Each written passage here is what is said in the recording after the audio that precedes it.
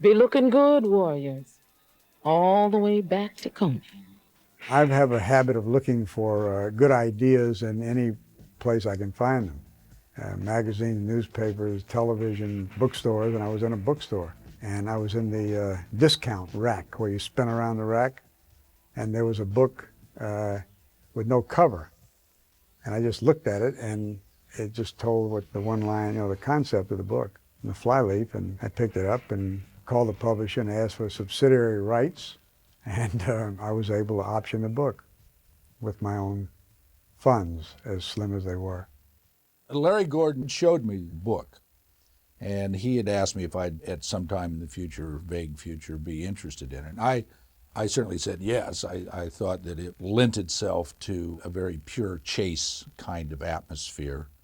I think the immediate attraction was the kind of purity and simplicity. The book itself, Saul Yurick's novel, is an earnest sociological story of gangs as downtrodden people who were forced into delinquency because of their deprived status in life. It's based on Greek history. Xenophon was a Greek general, and this takes place right after the war between Athens and Sparta. And he was part of a mercenary army that had gone into the old Persian Empire, which was having a struggle for power between several rival factions for the throne. And they found themselves, after a huge battle, isolated, alone, several thousand miles from the sea. And this mercenary Greek army always felt that if they could get back to the sea, they could then get home. And they were surrounded, and they had to fight their way or make alliances by hook or crook and by trick or treat. And the famous moment in Xenophon's Anabasis is where the sea appears before them, where they realize they've made it. Larry had the script developed by David Shaber. I very much liked the idea. And I remember saying to him, but nobody will ever let us do this. This doesn't lend itself to name actors or anything like that. And probably the studios wouldn't go for something like this. I had done Hard Times and The Driver with Walter. We were trying to put together a script that we still own and still talk about doing called Last Gun. We got the Western set up, and we were getting ready to shoot it. I think we were about 8 weeks away from shooting, and the financial backing pulled out and left us high and dry. So Larry said, I think I might have a window at Paramount if you're still interested in doing The Warriors, but we'd have to go right away. And I said, fine, if you can put it together, let's do it. And it came together very, very quickly. I don't think I had made my leap yet into the comic book sensibility of the piece. As a matter of fact, I think the film is almost only explicable in comic book terms, the kind of mixture of jeopardy. In many ways, there's a kind of good feeling about the movie, too, almost silliness, but that was the intention. At the very beginning, I said, look, to do this properly and to do the vision of the novel, it really only makes sense if you do it all black and Hispanic. And the studio was not very keen on that idea. And I later came to realize that the studio kind of forced me into the comic book idea, I think, because it was about the only way I could make it all make sense to myself. You had to create a different kind of reality. You had an unusual problem in trying to cast the Warriors because you had to have people, not only did they have to have hopefully an interesting look and the ability to read a line and et cetera, but they had to be physical enough to kind of take what I knew I was going to put them through. I mean, this was a very tough physical movie where they were going to do a tremendous amount of running. There was always the thought to do it, with unknowns. And let me put it this way, there were thousands, it seemed, of unknown actors, kids wanting to be actors and whatever, coming in to see us. We just kept looking until we found the best people. I had done an independent film called Madman that was shot in Israel. Walter Hill was one of the producers of Alien, And Sigourney Weaver was also in this movie that I had done in Israel called Madman. They screened the movie to look at Sigourney, to consider her for the lead that she ended up playing in Alien.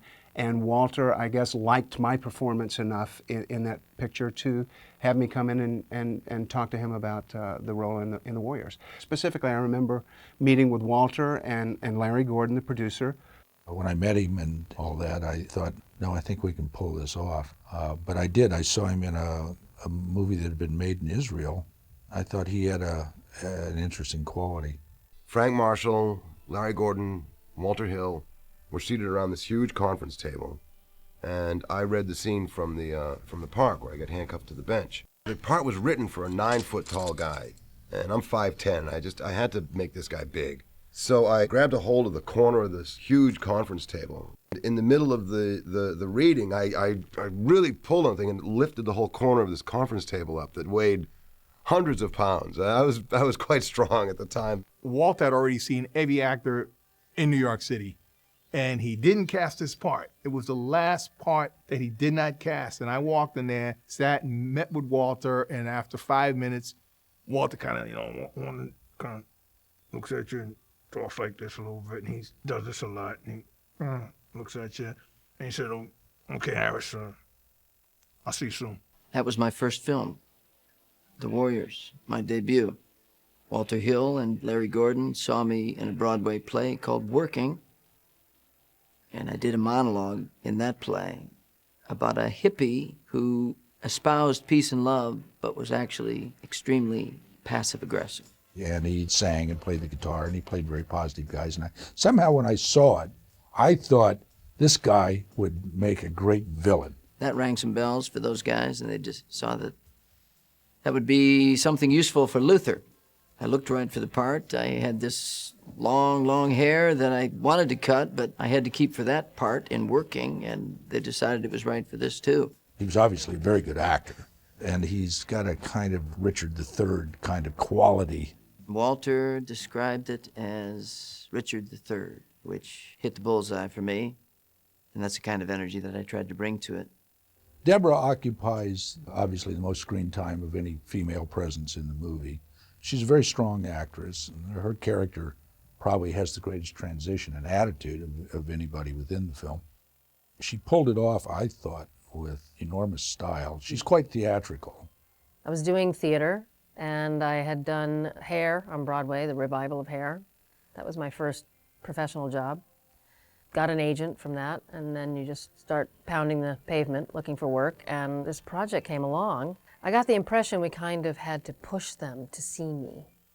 And my boyfriend at the time, I'm smiling because he was kind of discouraging me because he thought that they were going to be looking for someone a little more well-endowed, among other things.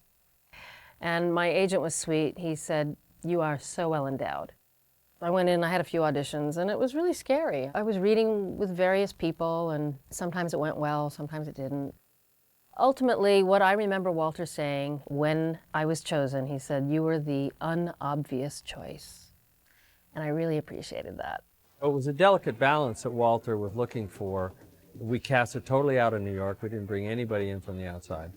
We really wanted to feel like the movie was New York-based. We wanted it to be true to New York and true to the kind of kids that were there at that time. We had a wonderful costume designer, Bobby Mannix. I think actually the first real breakthrough for me on the movie in prep was dealing with Bobby, and that every time she would bring something in that was kind of strange, I would not only encourage her, I would encourage her to go further with it. This is a gang picture, and I'm not from any neighborhood that had any gangs. I would not know a gang from Adam, not at all. I was handed a list of all these wonderful names of gangs, and then I separate everything by color, or characters by color, and then I just fantasize and come up with these ideas. I just do. I painted the patches different colors. The woman that did all this embroidery, very, very famous woman from England named Rose Clements, who did all this stuff by hand, and she was incredible.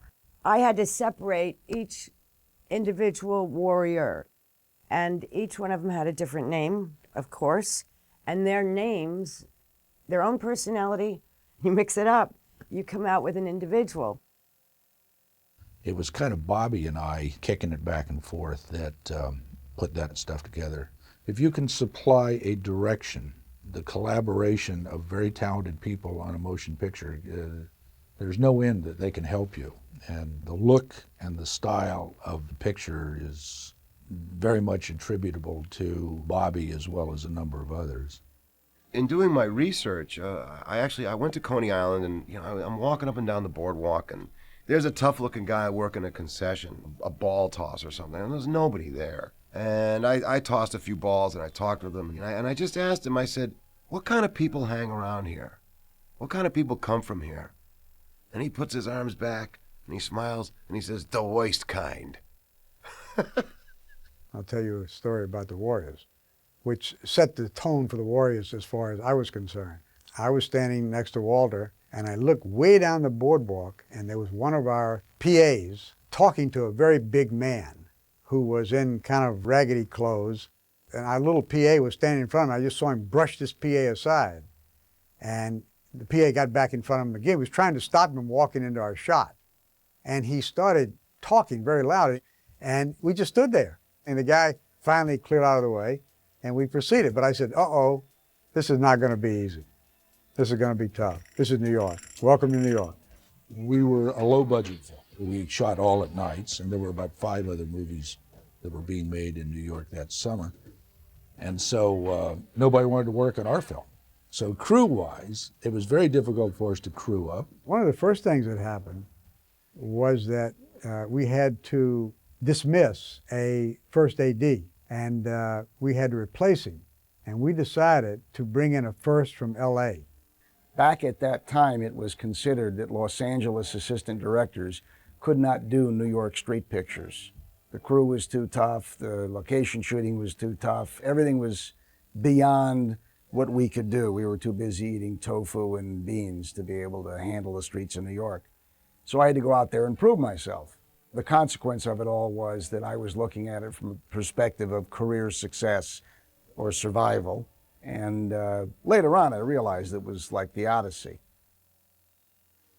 We would go in 5:30, 6 o'clock in the afternoon to the Gulf and Western building, up by Columbus Circle in New York, get in a van, be driven out to wherever the location was, in, whether it was the Bronx or Brooklyn, wherever we were filming, film all night, be brought back to the Gulf and Western building.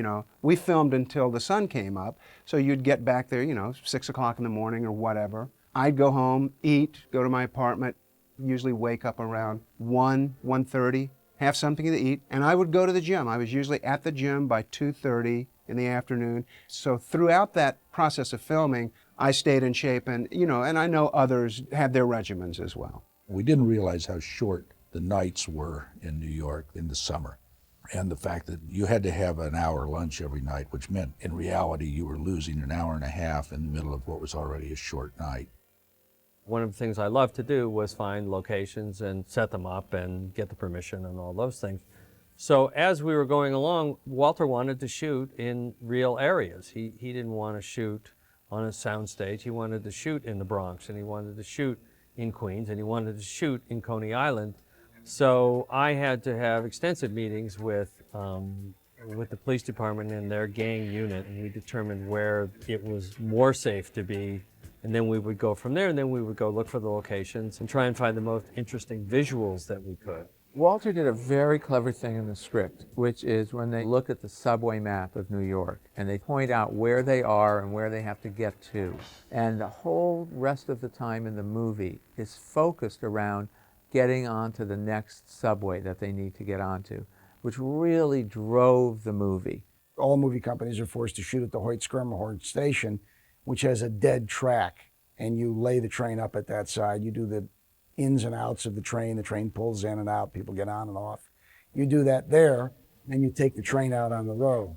Well, it was our big money sequence in the movie, and it was unusual because usually you try to have your biggest sequence late in the movie, but we were kind of trapped by the notion of the story. It was very difficult to get everybody into the situation, the amount of kids, and get them into costume, and again, the short nights. I think it's the sequence that cements the style of the movie. It not only states the problem of the movie, But as a matter of fact, it rather falsely demonstrates one premise, and then the outcome of the sequence then really states the premise of the movie. Because we got the streets, suckers! Can you dig it? My recollection is we had 1,000 kids in the Riverside Park riot, and each one was a member of about 200 gangs. There were a lot of gangs, a lot of different colors. And there was a challenge to get these kids to listen. And I used what I call a God mic, where you put up a lot of speakers, an amplifier, and I have a microphone, and it's the voice of God. I fill the room. So I can talk softly, communicate, but also keep it orderly. It was a wild, wild 4 or 5 nights. We had this wonderful actor who played Cyrus, who had replaced an actor that we cast who we couldn't ever find. A real gang member, a real leader of a gang, who we cast, came in, and then when we went to put him in the part, nobody could find him, and who knows, I never, to this day, don't know what had happened to him, never heard from him again. So we cast another guy who was absolutely fabulous. Roger Hill, who played Cyrus, gave his speech, and he very theatrically climbed up on that jungle gym made of wood and started talking about our little piece of turf. I got goosebumps thinking about it. He was just wonderful. Our turf. Our little piece of turf. That's crap, brothers. Everybody cheering like that. They meant it. It was supremely exciting. He was so good and so charismatic that it actually started to seem almost believable for a minute. It's often imitated. Can you dig it? It was this great kind of faux messianic speech. Resonated forever. I was a stunt coordinator on the Warriors, and I couldn't find anyone to do that particular stunt. Walter wanted it, so they actually put the Afro sheen in my hair, and we did the whole thing, and I ended up, unfortunately, doing that stunt. There he is! That's him! That's the Warrior! The Warriors did it! The Warriors did it! The Warriors did it! The Warriors are blamed. The gangs of New York unite. Opportunity lost, but they can unite on one thing, get the Warriors. So that became the statement of what the rest of the movie was going to be. I was very concerned of one element in our story, and that was that the story was to take place entirely in one night. I thought that it would be unreasonable to assume that we won't show up to location one night during the summer in New York and it wouldn't rain. Indeed, we had some pretty heavy rain at times. Now, my suggestion was that very early in the story, we would introduce a New York City summer downpour. And the reason I wanted to have that scene is because that gave us the excuse to wet down the street in every take that followed this particular sequence, so that we would have the benefit of the wet pavement reflecting all the lights and colors. And I knew that that would not only add to the quality of the image, but also help with the technical shortcomings. Added to these difficulties was the subway. Photographing in the subway, every element had a big asterisk next to it, and on the bottom of the page it said that the asterisk meant impossible. From my point of view, the difficulty once again came from the technical shortcomings at that time. The subway cars, for instance, had a certain type of fluorescent lighting built into it, part of the design of the car, so there was no such thing as turning them off and putting up my lights.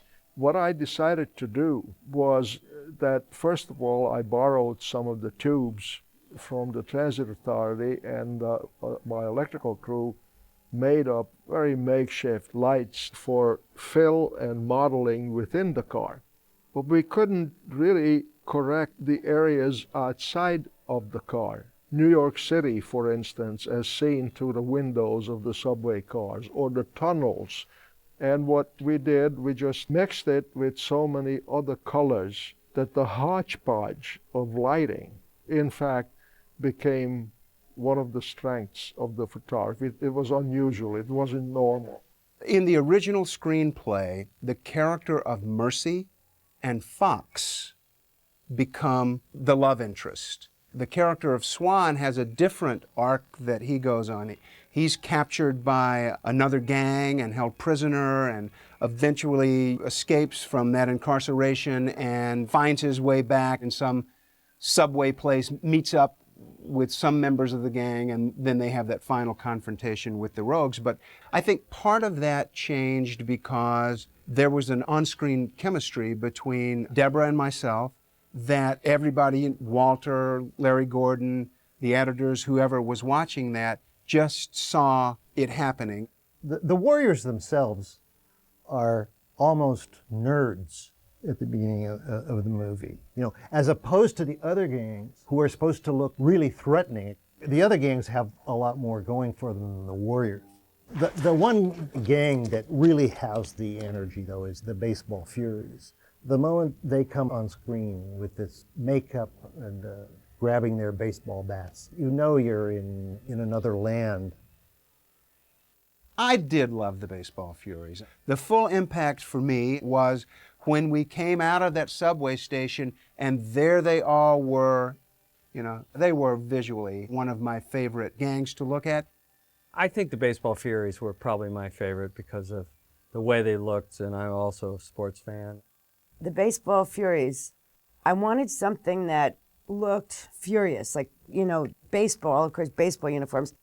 And then I just did different color combinations. And then along with that, so to make them scarier, we just kind of painted their faces because Kiss was around, of course, and big. That was probably the influence there. I used these cheap drugstore type clip lights. And we just clip them right up into the tree branches, and as the Baseball Furies are running, the camera is looking at them, and there are all these lights in the trees. Now you're wondering, why are there lights in the trees? Because I put it there. There's a kind of fun that we were trying to get into the whole thing. Somehow the Baseball Furies and their bats lent itself. I mean, obviously, the next step is samurai. Well, the Baseball Furies, that's my character's high point. I mean, he's in his element. He's just doing his thing, and it's almost like a samurai flick. And as far as the fights, Walter wanted a very sort of street fight, edgy style. And I think he had a brilliant idea. He asked me to train the cast because he didn't want to have any stunt doubles for the cast. At that time, there weren't that many good picture fight stuntmen in New York.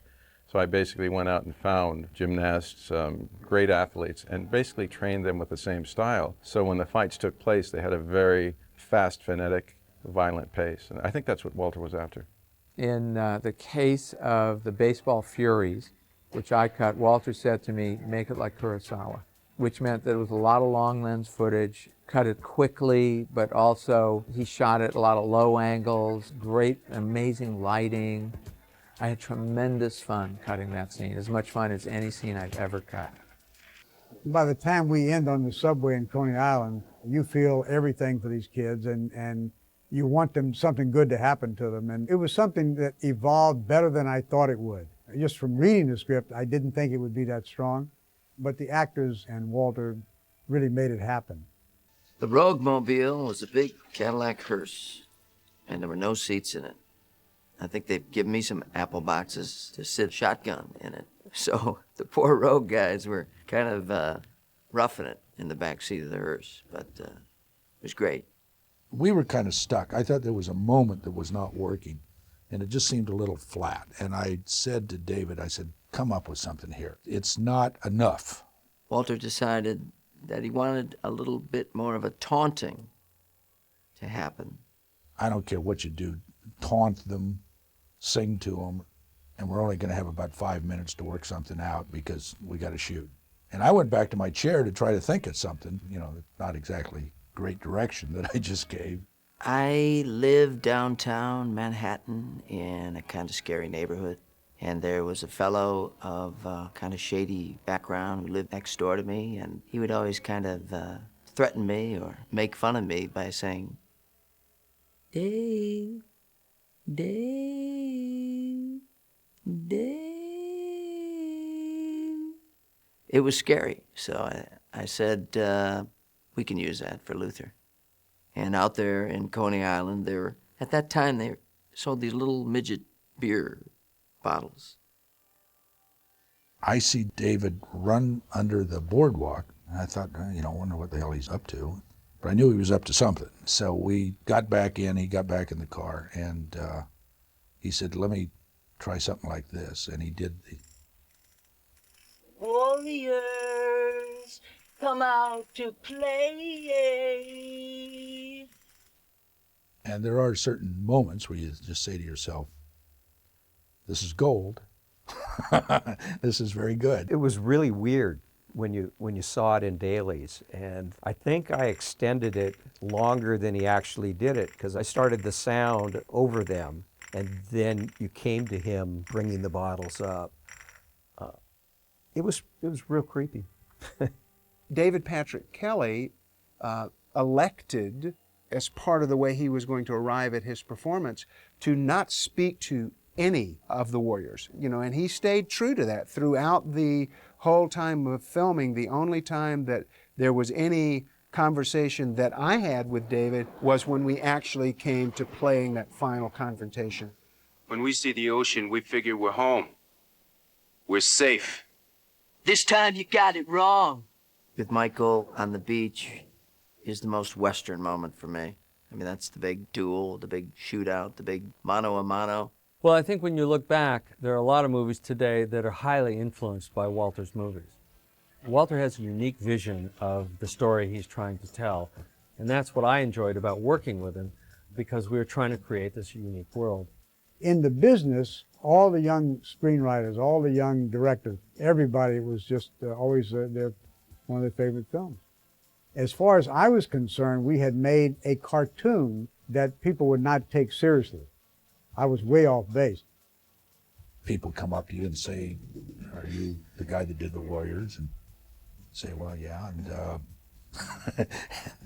and then they say how much they liked it. And so over the years, I just got this enormous amount of people writing me and coming up to me in the streets and all that kind of thing. And so I was aware that it had this other life. And also people kept showing it. They kept having special screenings and all that kind of thing. See, one of the things I think that the film has this other life is there's a humorous aspect to the movie.